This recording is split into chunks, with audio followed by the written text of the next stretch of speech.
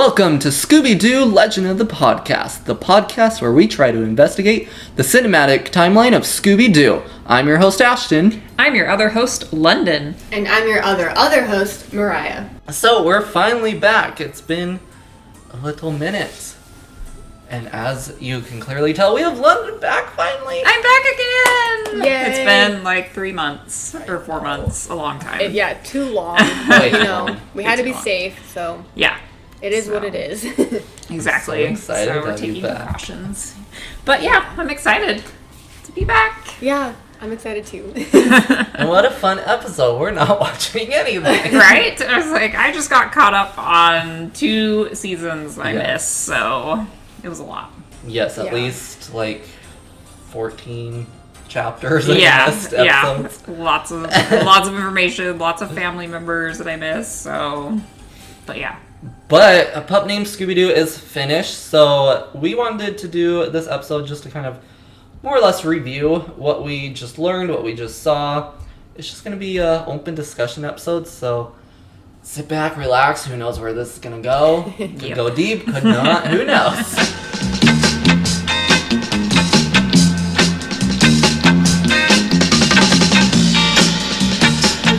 So, I guess we'll just start. Favorite episodes that you saw, because you didn't see all of them. Not ever. know. I'm the only one that's seen all of them. You've seen them all, so... But out of the ones that you guys have seen, what do you think is your favorite episode? I still think episode 2 is my favorite. The sludge monster from the Earth's core. Mm-hmm. I don't know what it is, but going into Scooby's doghouse and then it opening up into like this Mary Poppins mansion. Right? It was so cool to see. That was really cool, seeing his doghouse. His mansion doghouse. Yeah, I would always want to be in there if that was the case. Right? That's like an extension of their Shaggy's house, so it's like, he doesn't ever have to go in there if his house is like that.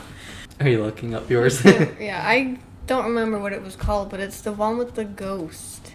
Oh, the little ghost. Oh, Yeah. with Mr. What's his Mr. name? Boo. Mr. Boo? Mr. Boo, yeah. But he had like a really long name. Yeah. Oh gosh. Bartholomew. Yeah. Like, And he talked like this. He's like Boo Boo. oh, what was that one called? That one was cute. That was episode 8, I remember. Is this not it? Yeah, Ghost Who's Coming to Dinner. Yes. Yes. Okay. Yeah, I really liked that one because the little ghost is just so cute, and I don't know why I like it so much. It was fun, and it was a cool story too. Wow, that's descriptive. It was a cool story. It was a cool story. No, it didn't have like the pirate ghost in it? Yeah, Yes. Yeah. that was the bad ghost, the pirate ghost. Yeah, the pirate ghost. The one, that they had to kick out, otherwise Mr. Boo would poof. He would poof Yeah. because his dwelling where he would haunt Yes. would be sold or demolished, so he wouldn't have a home, which was sad. Poor Mr. Boo. So that one's like a really interesting episode because that was our first kind of like solid indication that supernatural beings or stuff like exist. Yeah, Yeah, that's true. there was no really explanation for Mr. Boo other than he was just a ghost. Yeah, he was just Nice. living his dead life. Yeah, just live your dead life. Give your best life. Yeah, exactly. Can we put that on a t-shirt? Yes. He was just doing his thing, and of course Daphne didn't believe in ghosts, but she didn't really accuse him of being fake either. So Yeah, the ending of the episode, she was like, even though I don't believe in ghosts, like I like you type of thing. Mm-hmm. yeah, So it's interesting because going further, so before our first timeline shift, there's going to be 2 movies that are like heavily supernatural films. Mm-hmm. One you've seen, Goblin King. okay. And in that one, actually, at the end, the Goblin King basically erases everyone's memory except for Scooby and Shaggy. Mm-hmm. So, like, saying Daphne, doesn't believe in supernatural, even though she will see it, she won't remember that. I mean, none of them will because of timeline shifts, but just within this timeline segment, she won't remember it. But then the next film is The Samurai Sword, and Daphne doesn't have a whole lot of supernatural occurrences happen to her in that movie. It's more Scooby and Shaggy. But so it's kind of interesting because we see it now so early. It's very little supernatural occurrence, but then eventually we'll have these grand ones before the timeline shifts, and we'll go into these timeline shifts, and again they have to meet again. There's going to be some supernatural occurrences in like their meeting period again, and then obviously eventually we learn exactly why there's all these supernatural occurrences in Mystery Incorporated. Again, this evil entity just manipulates like the universe, and but yeah, it's just interesting that this is the very first indication of supernatural here. And he's the cutest little thing. Yeah, he is. So cute. I mean, eventually, like, the supernatural stuff, again, I said, like, the Goblin King, but they go into the Halloween world in that movie, and then there's, like, a dead samurai spirit and a dragon in Samurai Sword.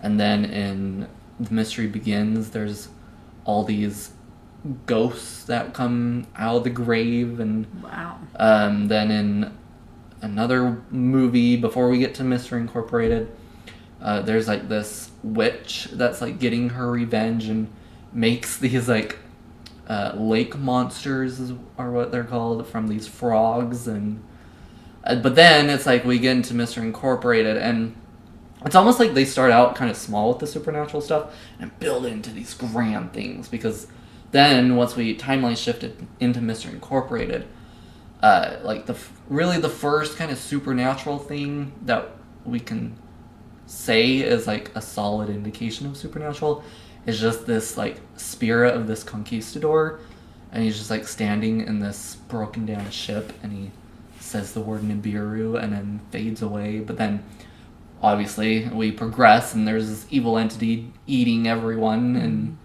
so yeah, it's just kind of funny. It's like we started out with these cute little indications of them, and then all of a sudden this big evil thing. Yeah. Snowballs. You gotta build slowly. Yeah, we have to build us up into it. Yep. So anyway, what was your favorite? I'm sitting here thinking for a little bit. I like is it the snow place like home when they go to the ski lodge? I think I like that one the best because there were so many villains, or possible villains in that episode, which I thought was cool. And then you meet like the realtor, and then that goes into the mall getting built and all this stuff. So, but I just like the setting, and then they go on vacation basically, and you just get like a different feel. And then like the people that lived at the house were like scary. Yeah. They were fun, but they were cute, and they would like feed them so much food. Yeah. That episode was funny. But yeah, I think I really like that one.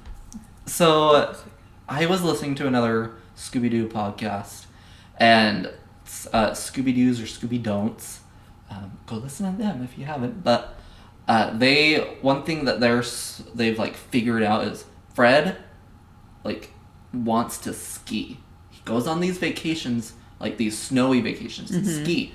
This is our first time seeing them. If you remember, Fred planned that vacation. Yeah, Fred planned the vacation. They vacation. were going to a ski lodge. Yeah. Guess what they never did? They never skied. Yeah. And so every time they go on these skiing trips, they never ski. Yeah. So it is Fred's lifelong dream to ski.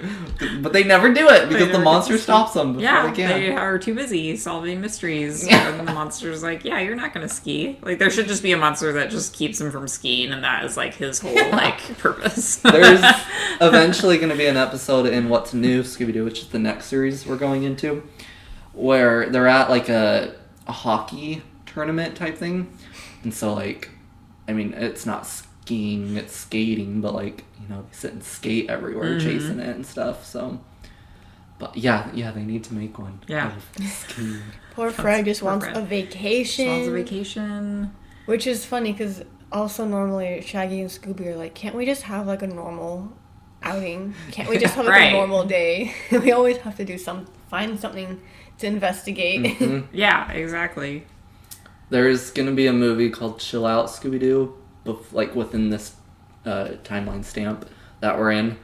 And so they were going on vacation in Paris, but Shaggy and Scooby took a sketchy plane, and it's like a all-you-can-eat type thing plane.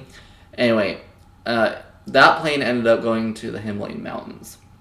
So obviously they were like, help! And then, we go there, we figure out there's the abominable snowman has returned type of thing. Anyway, in that movie, it's funny because Daphne is the one that's like, oh, we are on vacation, whatever. And anyway, so we see the gang in Paris, and they're kind of like, okay, we got to pack up, we got to make our way to the Himalayan mountains and whatever. And so Daphne is like in the most like glamorous vacation outfit. She's got the big old hat and sunglasses, and anyway, she like stands up and has her shopping bags on her arm. She's like, can't a vacation just stay a vacation or whatever? And she's like walking with her shopping bags. Oh my gosh. So Daphne. Yeah.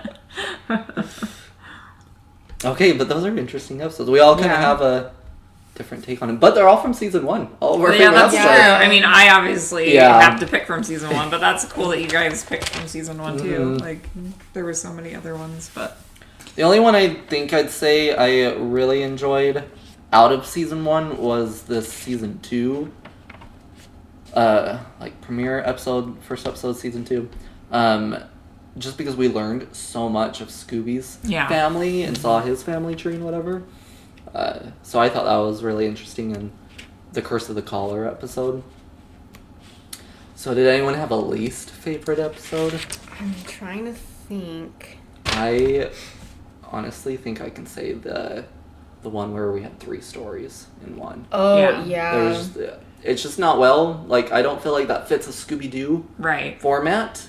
As fun as they were for, like, side adventures, it just felt like chaos to me. Well, and then you're trying to cram it into, like, 20 minutes? Yeah. It's like, that's not going to be good.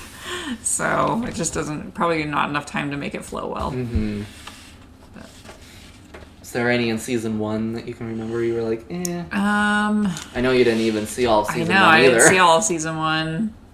I'm trying to think. Probably, like, the samurai one was not my favorite. I mean, it was good, but didn't really stand out. Yeah, that one. It was kind of fun that they were at the museum, but... Mm-hmm. Oh, did you guys ever see the bellhop or the bellboy, the delivery guy ever again? No. He like never came back in the other seasons? Because we saw him... I don't remember the last episode he was in, but I was just curious. It was the stinkweed one, wasn't it? Yeah. When they were at the mall? He came back again, but he never came back in any No, we never saw him again. Funny. I was just curious. We have seen the news broadcaster, though. He's interrupted the episodes a ton more in the later seasons. Yeah. And like... I think one of the last times he interrupted...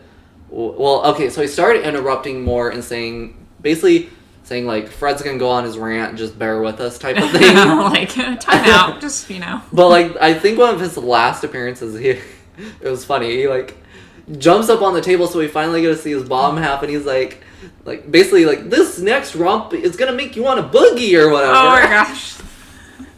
So, I don't know. He was funny. I kind of liked him, but... That's funny. Do you have a least favorite episode? I think I'll just agree with the 3 for 1 episode because it just felt really off from the rest. And I remember watching it. I like the last 2 because the first one was just the weird little chase run scenes. Mm-hmm. Right when I started to get into it, it was like over. Yeah. I was like, oh, okay, I guess that was it. So I don't know. That'd probably be my least favorite too. They were in Coolsville for, like, most of this series.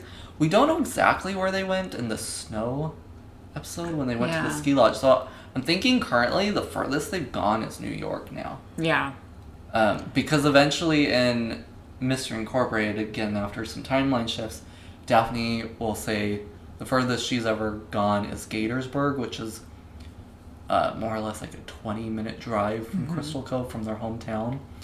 And so, I mean, again, they're not going to remember any of what we're watching right now. But it's just interesting they've already gone so far as kids. Mm-hmm. I mean, I know it was kind of a weird way. Well, yeah, and by themselves too. Yeah, we never had like any parents like freaking out or anything. No. Like, Or even accompanying them on their journey. They were just like, oh, let's go. Like the ski trip just seems odd Yeah. that they would do that with no parents. I mean, again, we need to get in Mr. Incorporated, but we learned that all their parents kind of are very about their kids. Like, they had kids and we're just like, okay, bye, do your Whatever thing. happens. Yeah, pretty much. Like, I mean, we learned they all don't agree with their mystery solving, which we kind of saw that in episode 2 here, where Shaggy's dad was like, y'all need to be in bed.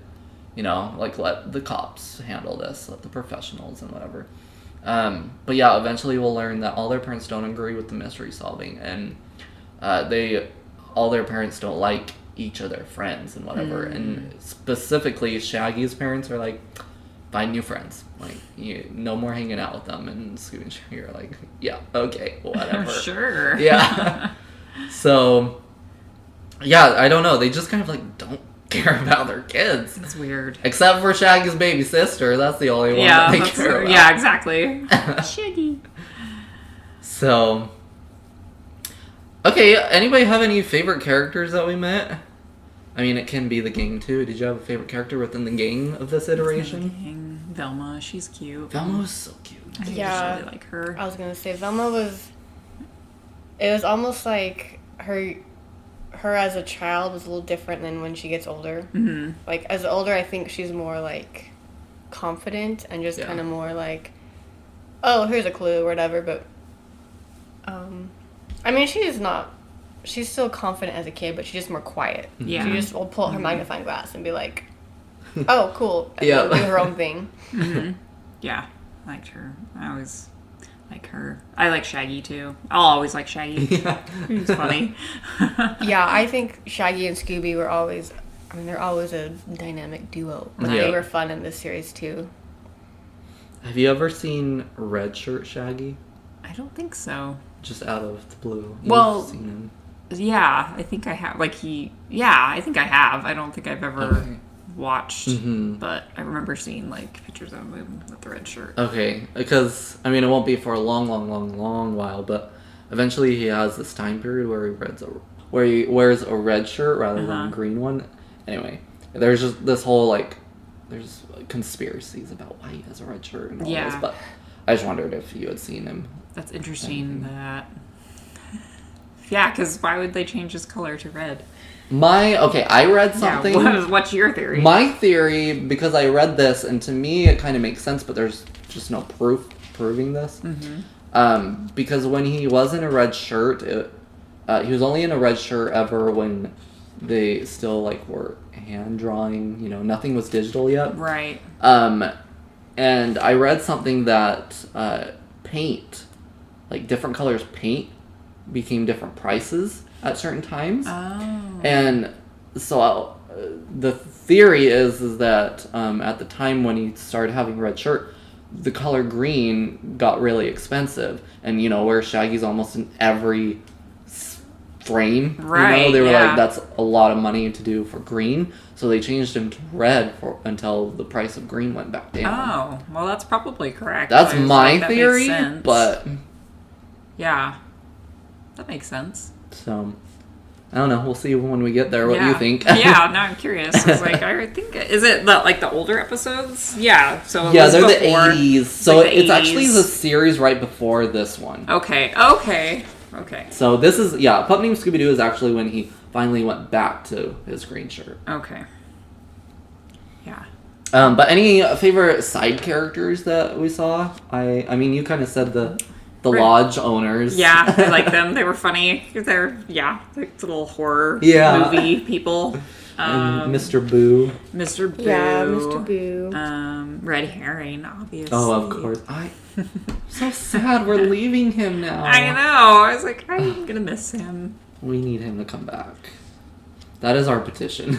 Right? Red Herring, come back. Gosh, yeah, he needs to come back because seeing him as an adult or a teenager would be really funny. Yeah. I mean, he basically looked like a teenager anyway, but Yeah. I know, the next movie that's coming out as of recording this is Happy Halloween, Scooby-Doo. Is he showing up? Right? Can he please come? I want red herring. I know, everybody just petition for Red Herring to come Right. back. If everybody feels the same, I do. Yeah. I don't know. Any other characters you like, Ashton? Yeah, I'm trying to think of, there's so many, especially in like season 2 and 3. I know, like, I'm looking through my notes, and a lot of them are just kind of, like, they really were just, like, side characters we saw for a few seconds, maybe even a minute, but none of them really are standing out to me. Eddie, I thought was a lot of fun, which is Fred's uncle, just because it was like an adult version of Fred. Yeah. I mean, he still acted like an adult, but he still like believed in the conspiracies, but he wasn't as dramatic as Fred, yet he still believed in what Fred believed. Yeah. He portrayed to be more adult about it. Yeah, more mature about it. Yeah. But yeah, he was fun to me, I thought. Which, yeah, we didn't see Fred's parents at all. That is the only family member of Fred we've seen. Yeah. Otherwise, we've seen all the parents of everyone else. Even Scooby. Yeah, even Scooby. What about villains? That again, you saw. So, like, Yeah. villain and monster, or just villain? Just like the monster. So not the monster. criminals, but more so the monster. I liked Zombo, the evil clown. Zombo the clown. Because what is not scary about a clown, Yeah. especially when it has sharp teeth? Ew, that's scary. Yeah.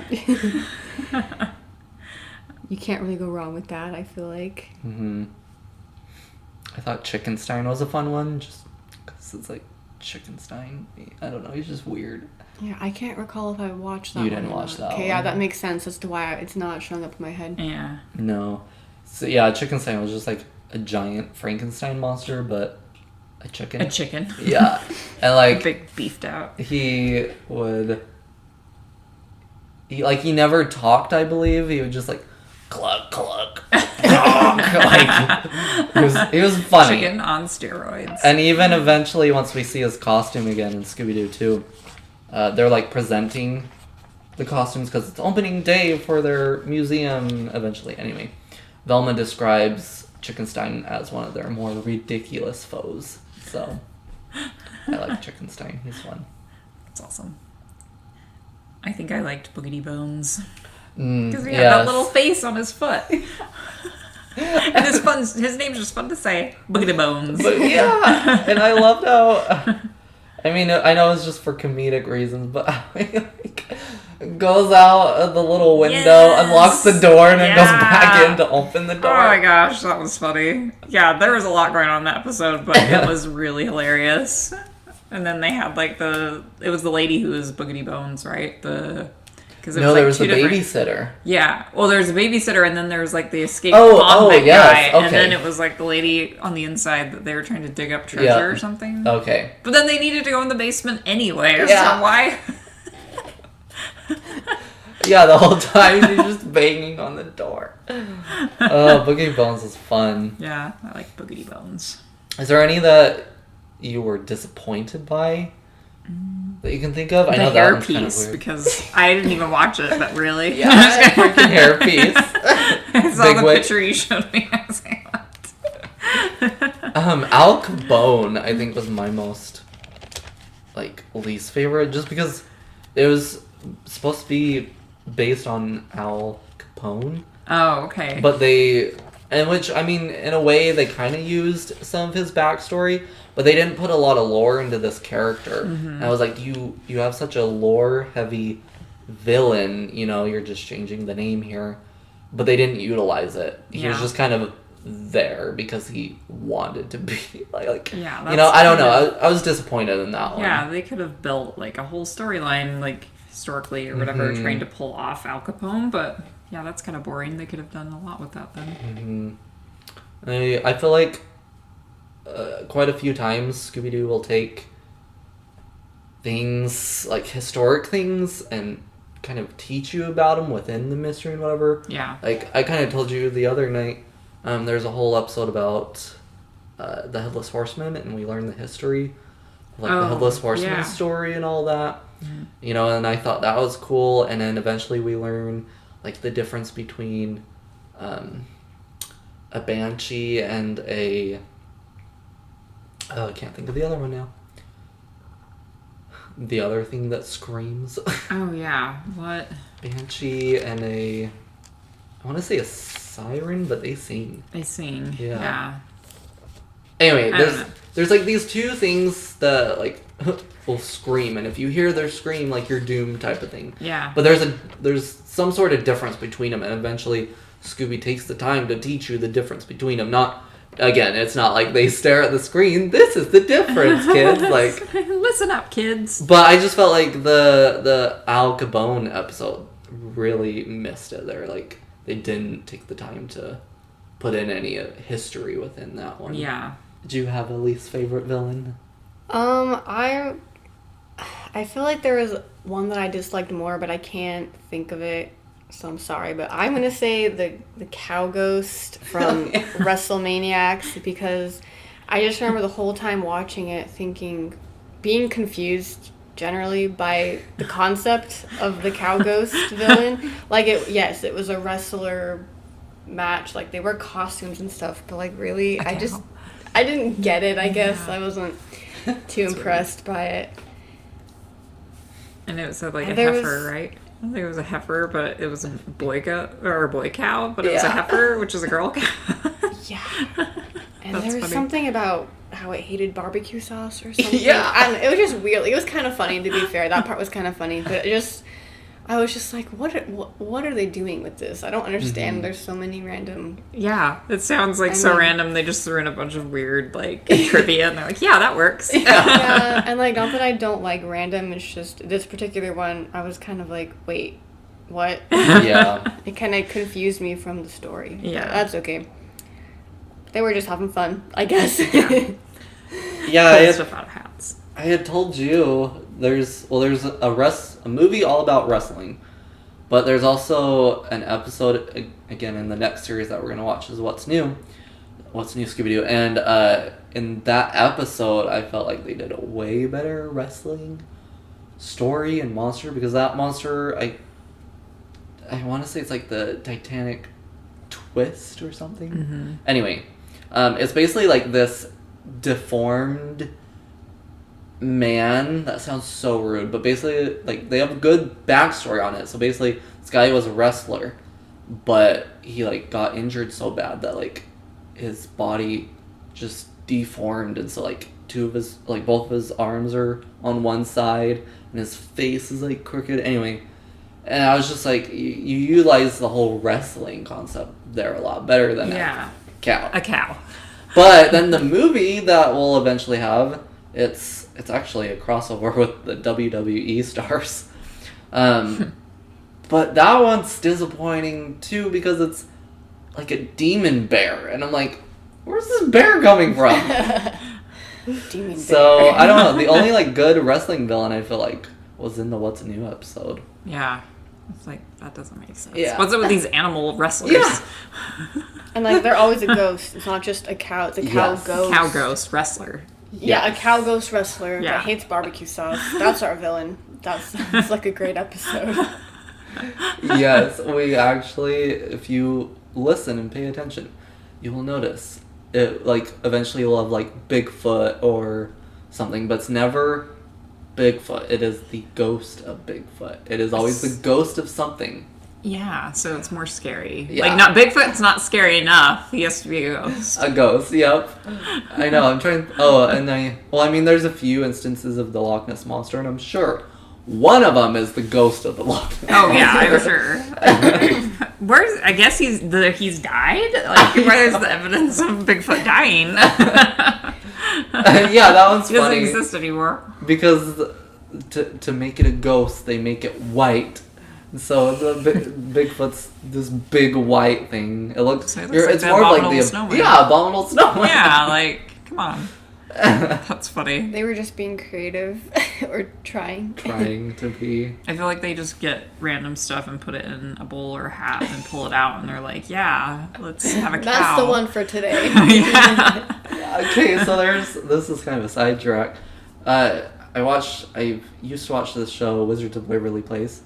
There's one episode, so they run a sandwich shop, and they're like trying to come up with new sandwich ideas, and anyway, so one of the characters like made these naming dice. So you rolled the dice, there were 2 of them, and you basically mix the 2 names.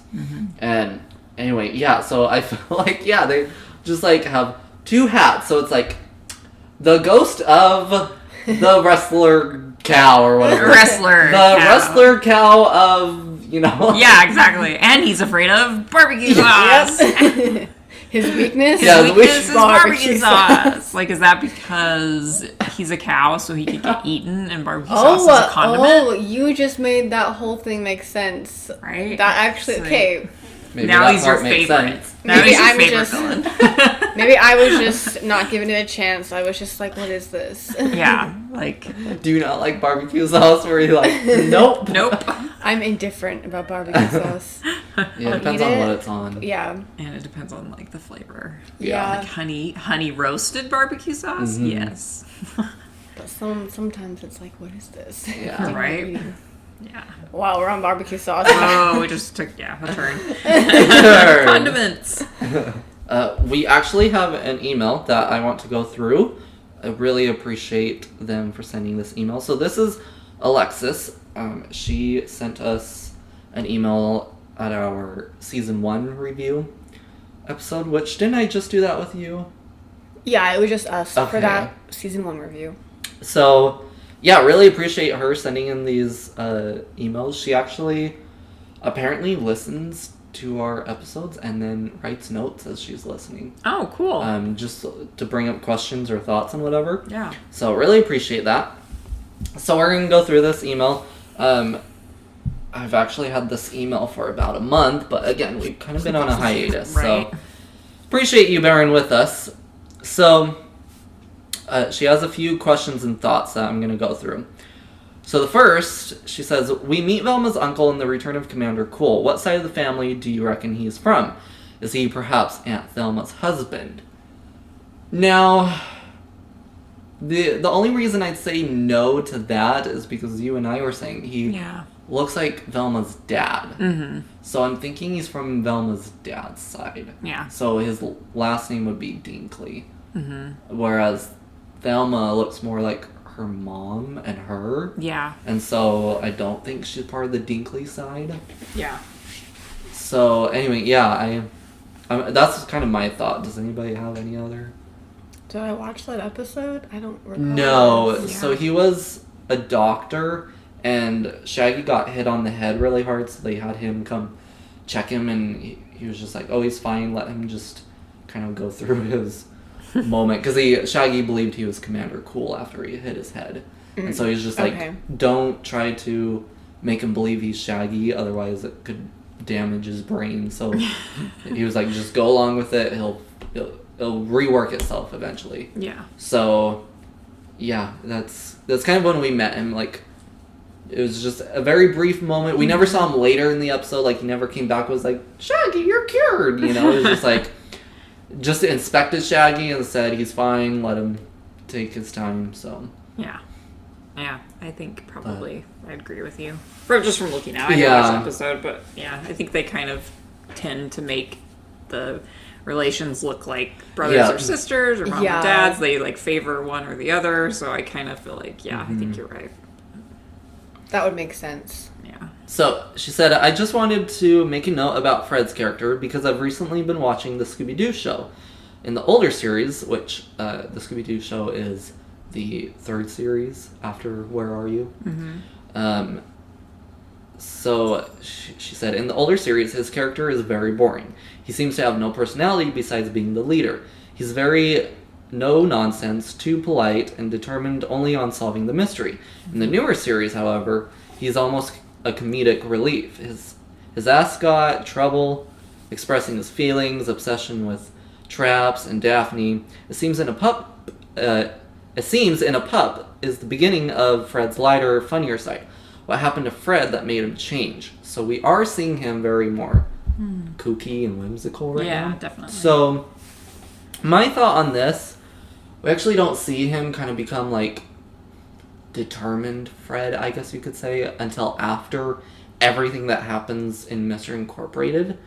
And so my thought is he kind of saw how fragile, quote unquote, how fragile life is and how fragile relationships are, and that you can't trust anyone. I mean, he couldn't trust his own parents. And so I always had this theory of since, he never really had parents, he never really had family.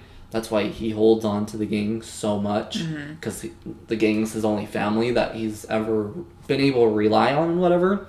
So I think after the crazy events of Mystery Inc., he kind of goes, okay, like, I gotta stay level-headed, I gotta, stay in the game, this is serious stuff that we're dealing with now that we just saw. We destroyed this entity that created these timelines and universes, and so I mean eventually then after that we do kind of see him become more funny as well, but I think it's just because that's a part of his character. He's always going to have his funny moments, he's always going to have these kind of whimsical, but yeah, he does kind of become obsessed with traps eventually, but again, he needs something solid in his life. He needs like a distraction almost because of what's going on in his home life. And so that's kind of where I think the obsession with traps comes into play.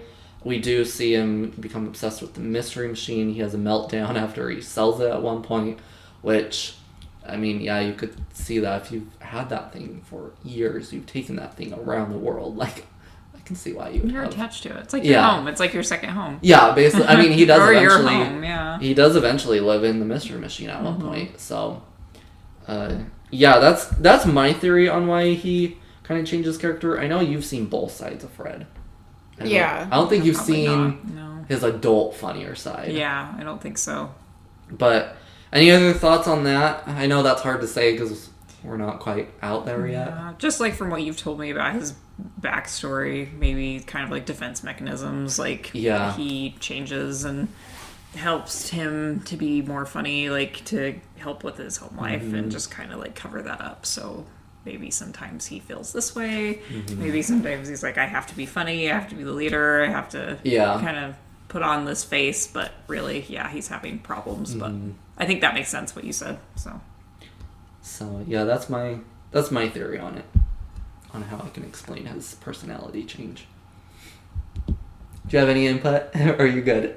Nah, he's just working through it. Yeah. Okay, she said, I really like the idea of Fred and Red. It's hard to say. Fred and Red! Being frenemies. It's that typical friendship where they hate each other in the beginning, but end up being okay with each other. I hadn't thought about it before. Yeah. So this was actually Mariah's idea originally. You're the one that originally said they're becoming frenemies. And so, which was a very good point, because yes, as we saw, eventually they just kind of started being like, hey, are you the monster? Nope, I'm not. Or Red would even come up and be like, hey, I just want to let you know I'm taking a day off, so like don't assume it's me. Like Yeah, I think it's because first of all, they're not going to admit it. They're both going to say, no, I hate him. Yep. Yeah, ew, gross. I don't want to be friends. But, like, as you see their relationship kind of start to go from... Not that they were ever, like, cruel, I don't think. Like, they were never, like... The only time was when Red ran over Fred with his bike. Oh, okay. That was, like, the cruelest they ever got. Which, yeah, things happen. We let them go. We move on. But, yeah. You definitely start to see, like, the way they talk to each other is less, like, you did it. Or even if it is, it's kind of, like, almost like a game. It's almost like they're just messing around and, like, teasing each other, but they just won't admit, oh, we're just joking. Yeah. Maybe throwing a punch here or there to just prove, I don't like you. Yeah. Towards the end, doesn't he, like, beat him up or something, or... Something happened. Well, we had a whole episode where Daphne told Fred, you can't blame Red on anything for 24 hours. And Red gets ear of this and is like, oh, okay, and tries to do everything he can to make Fred suspect him of anything. Yeah. And was like, hey, Fred, I did this. You can blame me because guess what? I did it and whatever. And so, yeah, it really did almost kind of become a game. Yeah. Like, clearly they don't mind messing with each other. So it's like... Yeah. It's like the basis of their friendship. Yeah. They don't know what to do if they're not there to, like, goad each other. Yeah. I don't know. Just doing these episodes already, I mean, I think Glenda and I are on the same page. We just want Red Herring back. I do. I want him back. I love him. Back. Let's see. Happy Halloween is coming out in October, so he has a chance there. Yes. We know there's 2 movies coming out next year called Scooby-Doo and King Arthur's Court, and then a crossover with Courage the Cowardly Dog. Please, just one of those. We're just putting it out there. So whoever's listening that may be in charge of such things. Remember Red Herring? Please bring him back somehow. He's great. Just gotta see him. I know, I'm gonna miss Red. I really am. Okay, next she said in What's New, Scooby-Doo, Velma also sends an experiment to space. It was the anti-gravity effects on worms. She beat a boy named Elliot. Beat him in the competition. Kind of sounded wrong when I was reading it. This storyline seems very similar to the episode you discussed in Chapter 22. So, yeah, in episode... I believe it's episode 2 or 3 of What's New, Scooby-Doo. They're at a space shuttle thing again, and she got chosen to send her experiment up into space, but it's a different experiment than the one she did in these episodes. What was it? Was something about microwaving Scooby snacks or something like that. Oh, okay. I just remember thinking, like, not to be rude, Velma, go you, but I was like, that's it, that's the experiment. Like, you don't need to be in space to do that, but okay. But, yeah, so that's what I thought, too, when we watched that episode. But that episode, the one that we watched in Pup Named Scooby-Doo, it was like a half episode. It was the second story within the episode. So we're going to get kind of a longer type episode with that. But yeah, there's a very similar storyline we're going to be coming up here shortly. But that one is about this. They found an alien egg, so to speak, from space during one of their voyages. And so they bring it back to see if it's going to hatch. Well, it grew like overnight basically and popped open. And this little alien came out.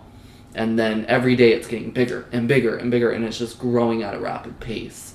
And so obviously they're trying to capture the alien and like figure out why the heck is this thing growing every day and whatever, like what kind of organisms are in it to make it do that. So anyway, yeah, we're gonna have a similar storyline, and that's kind of one of my favorite episodes of that series. So I'm excited for you guys to see it. It sounds cool. Yeah. Kind of freaky, but cool. It's fun. I feel like Scooby and Shaggy get a lot of like background hijinks in that episode. Yeah. There's like, well, when they're unmasking the monster, the unmasking isn't normal. They put him in, like, they capture the alien into this, it's like a thing that spins super fast so that you can get the feel of going up in a rocket type of thing. Mm-hmm. I don't know what you would call it. But anyway, Scooby gets stuck in it with the alien, and so you the mask is ripping off of the criminal and whatever, and then Scooby's face is like ripping off his skull. And then like Scooby and Shaggy are just kind of off doing, their own thing. And anyway, I don't know. I just remember Shaggy and Scooby. Oh, they found the astronaut food where like it's shrunk so you can just gulp it. Oh yeah. But then if you like put some water on it, it'll grow back basically. Uh-oh. Anyway, so they like at one point stuff their pants full of it because it's bite sized. We can have a ton of food in our pockets. And they accidentally fall into water eventually, and so Shaggy's pockets just like bulge up. Oh my gosh. I just remember Shaggy and Scooby getting into antics in that episode. That's funny. So, excited for that one. That one's coming up shortly, actually. So, okay, next, she said, in all honesty, I'm not a huge fan of Daphne in this series. I guess I'm just used to the teenager version of Daphne. but she just seems a bit out of character. In series like Be Cool, Scooby-Doo, and some of the movies, she is very unmaterialistic and not as self-obsessed. Thoughts? Yeah, I think they do kind of really go off of the, like, not like girly girl, but kind of, where she's like, oh, my hair, my dress. Yeah. And then, like, in other series I've seen, like, she still obviously is, like, a normal amount concerned, but not overly. Mm-hmm. But yeah, this is definitely probably my least favorite iteration of her. I like her older. Eventually we see she learns, like, karate and kung fu, and because she becomes this damsel in distress, she eventually, like, learns to get herself out of trouble. Mm-hmm. She's basically like, I ain't waiting for a man to save me. I'm gonna save myself. And eventually we learn why she's so damsel in distress, why she's always the one getting into, like, trouble, falling through the trap doors and whatever. It's kind of a funny explanation. We're getting to that kind of soon, but we'll learn why, she gets into all these troubles, but then, we see her grow and learn to get herself out of the trouble, which I think is cool. Alexis brought up Be Cool, Scooby-Doo, which I really love Daphne's character in that series, because in that series, she's trying to prove that she's more than a damsel in distress, and that she's not danger-prone Daphne. And so each episode, she has something new she's trying to pursue. And so, like, the first episode, she's talking through puppets, and she's like, I can do puppets. And she has puppets of every member of the gang and whatever. So the whole episode, they're, like, going through, and, like, a character will kind of say something, and then she'll pull her puppet out and be like, well, here's what Fred thinks, blah, blah, blah, blah. Like, so funny. One episode, she has a beard, and she's like, this beard will give me insight on whatever, like, it'll help us and all this. And one episode, she has an eagle on her arm the whole time, and she's like, whatever she names the eagle is going to help us out of trouble. And I think episode 2, she's narrating the whole thing, and so you're like, they're, like, creeping through a cave, and she's like, the intrepid explorers creep through the cave, and then the gang stops and, like, turns around to her, and she's like, the explorers give dirty glances to the narrator or something. I love her in that series. She's hilarious. Yeah, it's a funny series from what I've seen. We need to keep watching it. Yeah, we need to finish it. We're actually pretty close to it. Yeah, we are pretty close. But Daphne is so funny in that series. She sounds like a good time. I gotta show you one of the clips from the first episode. We were dying. So she has puppets, and like, the last puppet she has is the one of herself. And so she's, like, hanging on the edge of a building or whatever. And she's like, like, I have to drop this puppet to save my life. And it's all dramatic, and the animation is super dramatic and whatever. And so she, like, drops her puppet and is like, no. And there's the, like, slowest fall ever. Slow fall. There's, like, rain coming down. Super dramatic music. And then the camera, like, pulls back. And the puppet literally just goes, like, a few feet. Yeah, like, a few foot drop. Like, she could drop herself down and be fine. It's so funny. I'll have to show you once we're done here. It's so funny.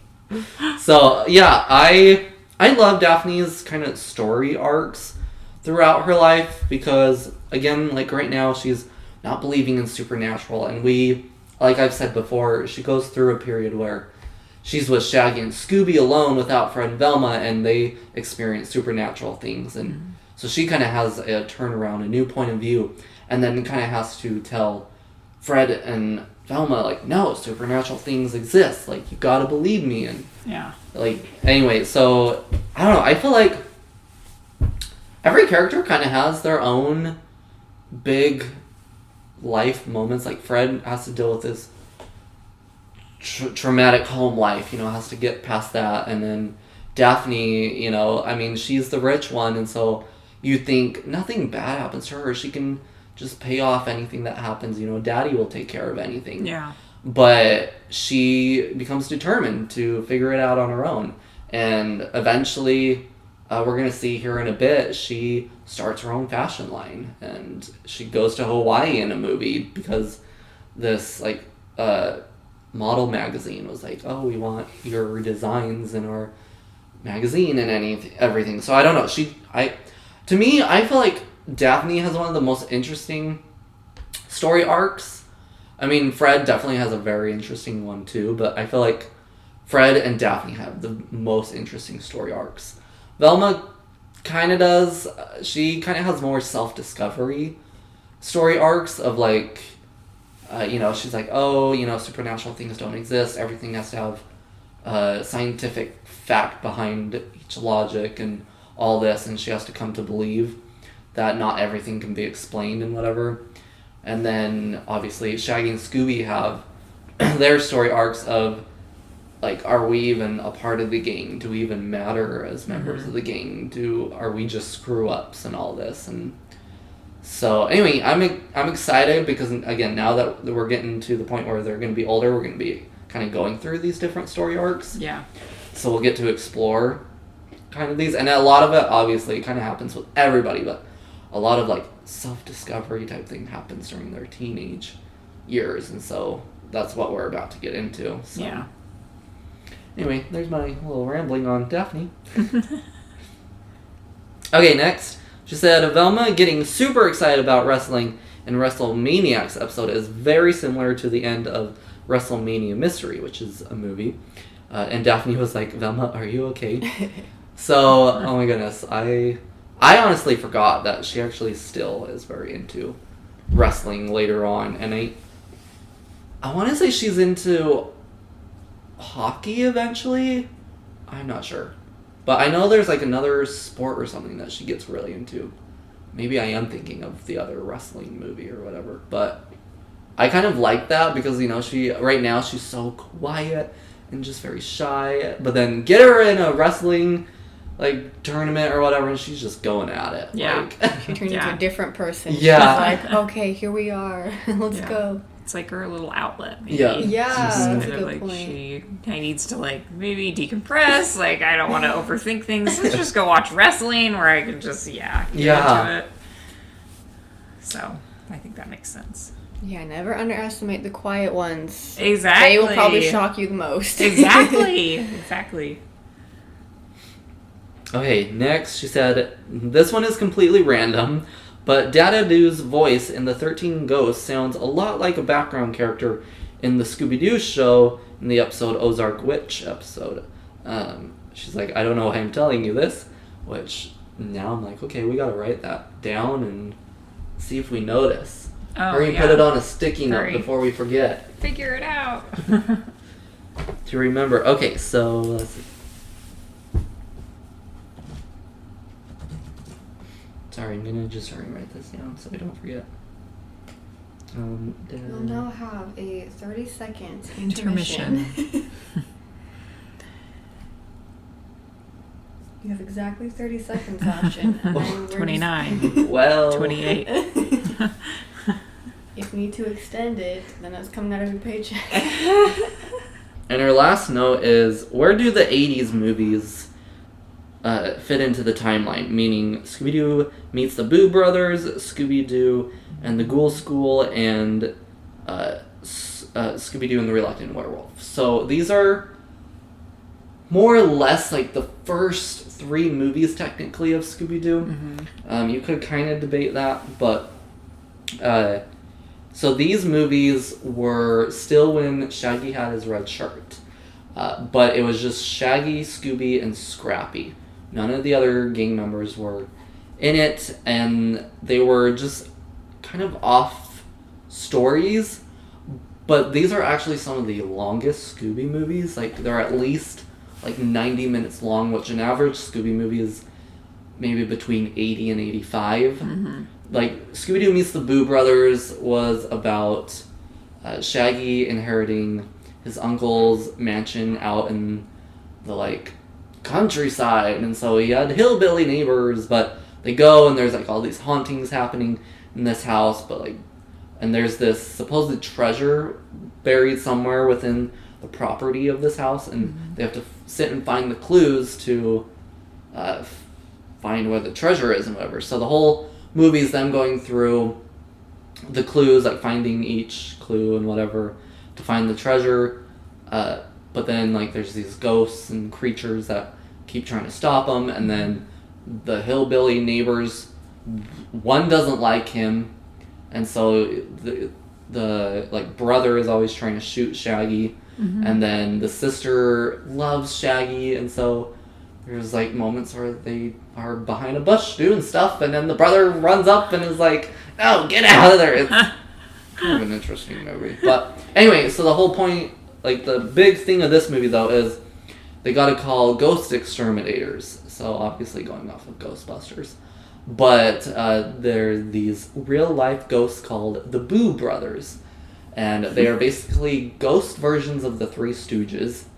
And so there's like this side story of these three ghosts trying to capture these non-existent ghosts, really, within this house. But they're always messing up and whatever, you know, they can't... They're not serious and whatever. So that's what that one is. Scooby-Doo and the Ghoul School is about the gang, well, Scooby and Shaggy and Scrappy taking up a job as being a coach, like a PE coach type thing, to this like all girls school. Well, they didn't read the memo. It's an all ghoul school. Oh. No. So it's all these daughters of famous monsters. So Dracula's daughters, Frankenstein's daughter, like the Phantom daughter, there's a werewolf's daughter, there's a mummy's daughter, anyway. So, you know, it's about them being their coach and his teacher and kind of overcoming their fear of monsters to teach these girls, and then becoming very fond of these girls and whatever. And then there's a whole other like side story about this villain is trying, like, she's a real villain, not like a person in a costume, but she's trying to steal all these girls to be her minions. So they have to like save the girls and whatever. Anyway, that movie ends. They're like the headmaster of the school, whatever, is like, oh, you know, okay, the girls finish their year and they're graduating to the next whatever, like, and here are your next students or whatever, you know. So then there's like the Swamp Monster's daughter and, you know, just all these other new daughters, and they're like, nope, we did it once, we're out of here. Bye! So, and then Scooby-Doo and the Reluctant Werewolf is about Shaggy is a race car driver, so he participates in these like Grand Prix races a lot and whatever. Well, Dracula every year gets all the monsters together to do this monster Grand Prix. Well, the werewolf has decided he doesn't want to participate anymore, and he like moved to Miami or California or something and is living his best life. And so Dracula's like, no, I need a werewolf and whatever. And so there's like this prophecy book, and the book says that the only other werewolf can be Shaggy and whatever. And so this is one of my least favorite Scooby movies, because like half of the movie is about the Dracula's henchmen trying to like get Shaggy and like turn him into a werewolf and then bring him to Dracula and whatever, and then the other half is just like driving around and around. It's the race, but I mean it's supposed to be like wacky races type thing, but I don't know, it just wasn't entertaining. It's just like they're driving for a bit, something happens, oh no, Shaggy might not win. They fixed it. Oh, he's back in first place. Oh no, something goes wrong. It's just like this constant cycle. And I'm like, we don't need 90 minutes of this. Right. So the whole thing is they made a deal. If Shaggy wins first place, then Dracula will turn him back to normal and he doesn't have to stay there. So obviously Dracula's trying to do everything in his power to make Shaggy not win, but he can't go against the rules. Mm-hmm. So like, you know, he can't know that Dracula's messing with the race and all this. So, anyway, that's what those three movies are. They're just like Shaggy and Scooby and Scrappy shenanigan movies. I really like Ghoul School. Boo Brothers I liked more than I remembered. I recently watched it and I liked it more than I remembered, but Reluctant Werewolf still, I goes out. Like, I stop paying attention halfway through. I'm like, it's just too long. I'm like, this could be an episode, and I'd be okay. It's just too long. But anyway, so for the question, though, where do these fit into the timeline? So, again, we're going to go... We just finished Pup Named Scooby-Doo. We're going to have Legend of the Vampire movie, the Mystery Map movie, the Monster of Mexico movie. Then we have What's New Scooby-Doo series. Then we have the rest of the What's New movies. Then we have Shaggy and Scooby-Doo Get a Clue series. Then we have 3 live-action movies. Then we go into Mystery Incorporated. And then we have Scooby-Doo Where Are You? The new Scooby-Doo movies. So, anyways, these 3 movies are going to take place between the 13 Ghosts of Scooby-Doo series and Scooby-Doo on Zombie Island. Because the reason I'm putting them here, we start to see after the Scooby-Doo show and after the first season of Scooby-Doo and Scrappy-Doo that the gang kind of start to disperse. First, Fred and Velma kind of go off on their own, and it's Daphne, Shaggy, Scooby, and Scrappy. Then eventually we go into this era of just Shaggy, Scooby, and Scrappy. So obviously the gang has kind of dispersed, broken up for a bit. We don't know why. We don't know what happened, whatever. So then in Zombie Island, actually, we kind of learn history, what have the gang been up to, what's been going on. And we see they're reuniting, they reunite, have this mystery, and that's kind of when they decide, this is always what we've been needing to do. Like, why did we ever disperse? We need to still solve mysteries. So that is kind of where I have those 3 movies currently in the timeline. Now, the 13 Ghosts of Scooby-Doo series does not include the finale movie right then and there. The finale movie isn't going to happen until later. So it's the 13 Ghosts of Scooby-Doo series, then those 3 movies, then Zombie Island, and then a bunch more stuff, and then eventually we get to Curse of the 13th Ghost. So yeah, that's where it's going to be. So that is her email. I really appreciate her sending those in. Very good questions. It made us think. Yeah, it did. Good thoughts. Yeah. If any of you guys would like to do this, send in your thoughts or questions about the timeline or anything else Scooby-Doo. You can email us at SDLegendPodcast, or you can DM us also on Instagram or Twitter. We are at SDLegendPodcast. I think that's going to do it for this episode. If everyone feels content with wrapping up Pup Named Scooby-Doo. Yeah, it was a fun series, but I'm ready for what's next. Yeah, I'm excited. I am ready to move on. Yeah. I feel bad because you didn't see quite as many. I know. But I need to go back and finish them. We have seen quite a bit. I mean, I've seen all of them, but she's seen quite a bit. And we're both kind of like, we're over this. Yeah. It's very much a kid's series. For real, yeah. It's great. So yeah, I'm ready to get into something new. So yeah, we can close the book on Pup Named Scooby-Doo. Yay, close the book. So next we're going to be going into our first movie, which is the Scooby-Doo Adventures, the Mystery Map. It is a puppet movie, so it's going to be a funny movie to jump into. Our first movie, too, is only going to be like a 40-minute movie, so it's like not even a movie. It's like an extended episode, more or less. Extended episode. So, again, this is when they're going to be more so like tweens. It's their transition from kids to teenagers. Mm-hmm. So, all right. Yeah, we'll see what that one has to offer, and yeah, move on with this timeline. We're finally going to get into some more extensive mysteries, more storylines. Yeah. So, I'm excited. Oh, something I didn't ask. What is something you guys are looking forward to? Like, what is something you want to see or know or learn within the next timeline iterations? Now that they're going to start growing up. They're going to start growing up.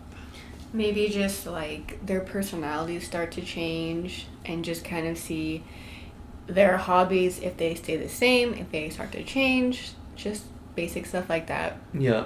That's what I'm curious about. Especially, like, that age, if it's, like, early teens, that's when you kind of start solidifying who you are as an adult and the things that influence you most and what you like. So I think I would agree with that. I'd like to see how they kind of start to grow up. Yes. And what they like. Like seeing that little insight with Velma or whatever with the wrestling is interesting. Yeah. It's like they are obviously people that have interests and like different things, and you kind of get to see them as people. Yeah. Not just as a gang of people, like individuals. So I would agree with that. Yeah. Yeah, see them grow. Mm-hmm.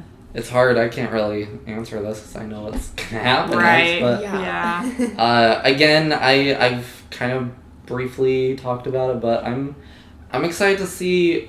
I mean, it kind of goes along with what you guys said, but each of the gang members stuff that they deal with in life to kind of shape who they are and whatever. Because again, each member has, you know, their own struggles within their own lives. With Fred's parents that are psychopaths, and you know, Daphne trying to get herself out of trouble, Velma discovering that, you know, not everything can be explained with logic. She'll have kind of sexuality discovery. Mm-hmm. And then Shaggy and Scooby kind of having moments of, do we even matter? Do we even take part in anything? Are we a part of the gang because the gang feel bad for us type of thing? Yeah. So.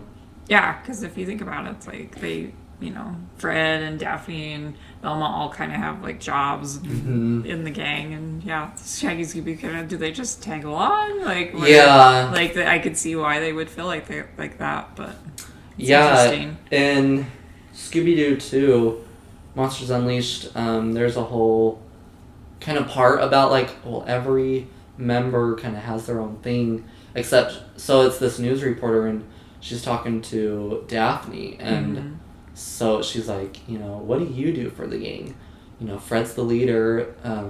You know, Velma figures everything out. All you are is a pretty little face. Mm-hmm. But she never says anything about Scooby and Shaggy, so they're still just tagging along.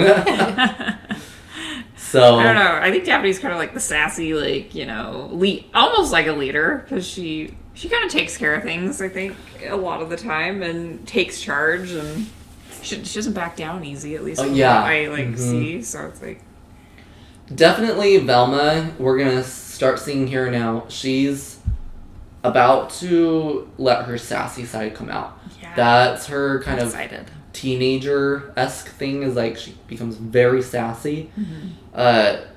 Daphne does kind of have moments of like, I mean, there's, again, the Curse of the 13th Ghost, there's a whole like subplot about, is Daphne really the leader rather than Fred and stuff, and so she will kind of have these moments of like, I'll take leadership, and you know, I know what to do rather than Fred and stuff. So you kind of get that vibe from her. I think we did it. I think we can finally say we've done it.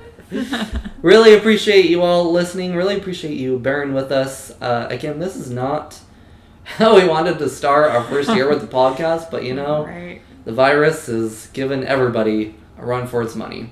Yeah. So, thank you for listening. We would love it if you're listening to this on Apple Podcasts, if you would leave us a 5-star review. That would be greatly appreciated. If you'd like to send us a voice message, actually, you can do so by going to anchor.fm/SDLegendPodcast. We would love to hear it. We would love to, you know, include it in the episode if you would like us to. And if you also leave us a review on Apple Podcasts, we will read the review here on the podcast as well. So really appreciate if you do either of those. Again, you can get in contact with us at SD Legend Podcast on Twitter and Instagram, or you can email us at sdlegendpodcast@gmail.com. So that's going to do it for this episode. We will catch you in the next one. Woo! Yay! So excited to be back. Yes, I'm so excited for London to be back. Thanks for letting me come back. Party now. Yes. Okay, we'll catch you in the next one. Bye.